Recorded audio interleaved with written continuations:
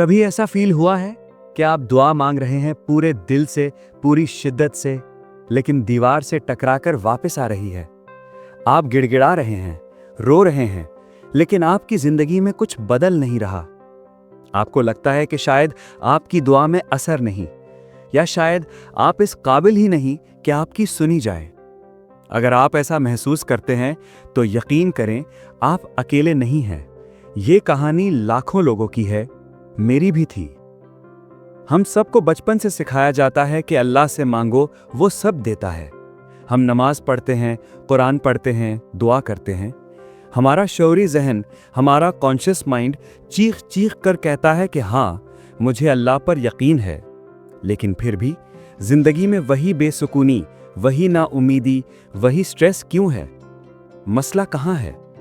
मसला हमारी दुआ में नहीं, मसला हमारे इस यकीन में भी नहीं जो हम जबान से कहते हैं। असल मसला हमारे जहन के उस हिस्से में छुपा है जिसे हम सबकॉन्शियस माइंड कहते हैं। आपका वो गहरा, खामोश जहन जो 24 घंटे जागता है, जो आपकी हर सोच, हर खौफ, हर शक को रिकॉर्ड कर रहा है। ये वो गेट कीपर है जो फैसला करता है कि कौन सी बात आपके दिल की गहराई में उतरेगी और कौन सी नहीं। आप जबान से कहते हैं अल्लाह सब ठीक कर देगा, लेकिन आपका सबकॉन्शियस माइंड, जिसे बचपन के तजुर्बात, लोगों की बातों और नाकामियों ने ट्रेन किया है, वो पीछे से सरगोशी करता है। कैसे होगा? कुछ नहीं बदलने वाला। तुम हमेशा नाकाम होते हो। आपकी दुआ आपके होंठों से निकलती है, लेकिन आपके अपने ही जहन का गेट कीपर उसे अंदर जाने ही नहीं देता। वो उसे रिजेक्ट कर देता है क्योंकि ये उसकी नेगेटिव प्रोग्रामिंग से मैच नहीं करती। और यही वो पॉइंट है जहां नाउमीदी जन्म लेती है, जब आपकी दुआ और आपके गहरे यकीन में एक जंग छिड़ जाती है। तो सोचें क्या होता होगा? हमेशा जीत आपके सबकॉन्शियस माइंड की होती है, क्योंकि असली पावर उसी के पास है। लेकिन क्या होगा अगर मैं आपसे कहूं कि आप इस गेट कीपर को ट्रेन कर सकते हैं? क्या होगा अगर आप अपने सबकॉन्शियस माइंड को अल्लाह पर वैसा ही यकीन करना सिखा दें जैसा आप जबान से करते हैं? ये कोई जादू नहीं, ये एक साइंस है, ईमान की साइंस। और इस वीडियो में हम इसी साइंस को समझेंगे। अगर आप अपनी ज़िंदगी की नेगेटिव प्रोग्रामिंग को बदलने के लिए तैयार हैं, तो हमारे चैनल वाज़े बसीरत को अभी सब्सक्राइब करें, क्योंकि अगला हिस्सा आपके जहन के बंद दरवाजे खोलने वाला है। सवाल ये नहीं है कि अल्लाह आपकी सुनता है या नहीं, सवाल ये है कि क्या आपका अपना जहन आपकी दुआ को सुनने देता है? क्या हो अगर मैं आपको बताऊं कि इस गेट कीपर को खोलने की चाबी पहले से ही आपके हाथ में है, लेकिन आप इसे गलत तरीके से इस्तेमाल कर रहे हैं? Stay tuned. पिछले हिस्से में हमने बात की कि कैसे हमारा सबकॉन्शियस माइंड एक गेट कीपर की तरह काम करता है, जो हमारी दुआओं और हमारे यकीन के बीच में खड़ा हो सकता है। वो चाबी जिसका मैंने जिक्र किया, वो है आपके अल्फाज, आपके एहसासात और आपकी सोचें। यही वो टूल्स हैं जिनसे आप अपने जहन की प्रोग्रामिंग करते हैं। मसला ये है कि हम दिन भर अनजाने में इस चाबी को गलत सिमत में घुमाते रहते हैं। जरा सोचें, आप दिन में कितनी बार ये जुमले सुनते या बोलते हैं? मेरी तो किस्मत ही खराब है, ये काम मुझसे नहीं होगा, हालात बहुत मुश्किल हैं, पैसा कमाना बहुत मुश्किल है। हर बार जब आप ये बोलते हैं, आप अपने सबकॉन्शियस माइंड को एक कमांड दे रहे होते हैं। आप उसे बता रहे होते हैं कि यही सच है, और आपका वफादार जहन उस सच को हकीकत बनाने में लग जाता है। ये बिल्कुल एक ज़रख़े ज़मीन की तरह है। आप इसमें शक का बीज बोएंगे तो नाउमीदी का पौधा ही उगेगा।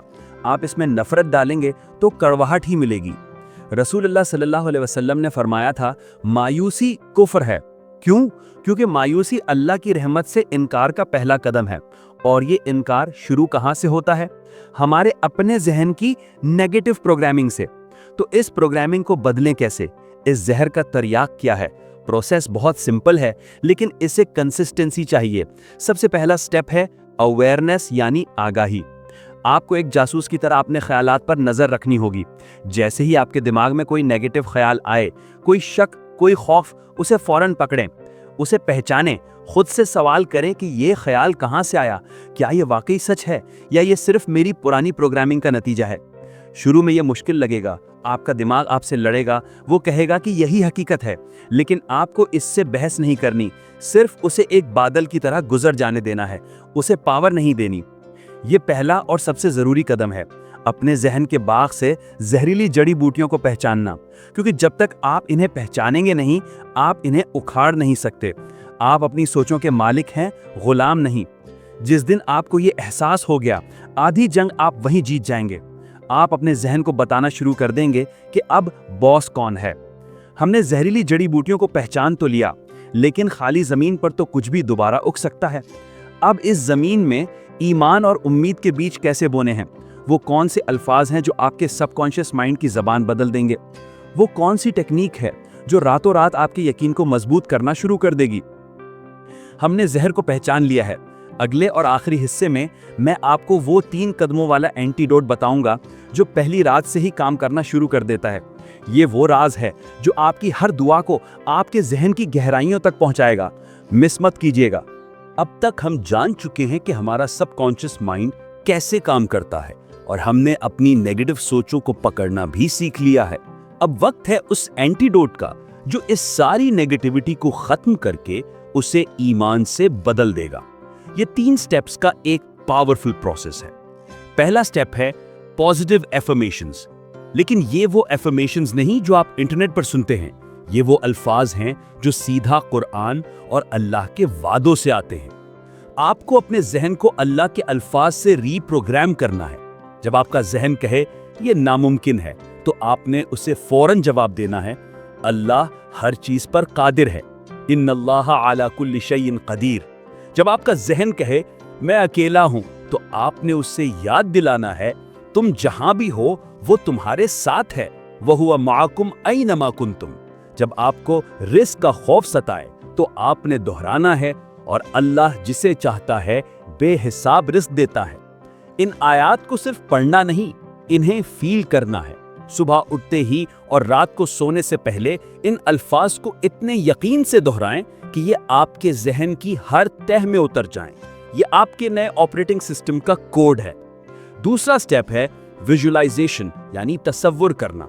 हमारा सबकॉन्शियस माइंड अल्फाज से ज्यादा तस्वीरों की जबान समझता है। जब आप दुआ मांगे तो सिर्फ मांगे नहीं, उसे होता हुआ देखें। अगर आप सेहत मांग रहे हैं तो खुद को मुकम्मल सेहतमंद भागते दौड़ते हुए तसव्वुर करें।